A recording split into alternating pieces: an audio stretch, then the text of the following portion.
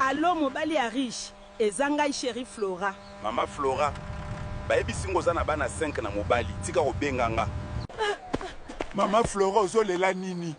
Mama oyo adefisa kanga mapande akufi na poison. Mama ya mapa akufi. Mokili mabe. Hein? Merci papa Kwamba.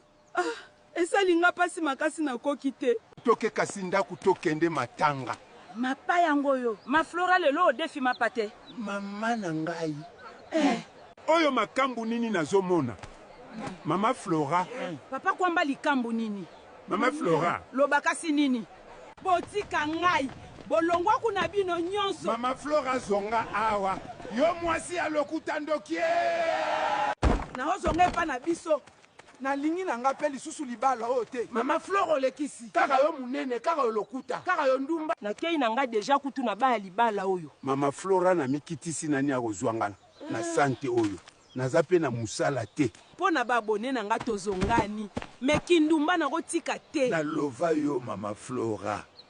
Na koloba lisusu te.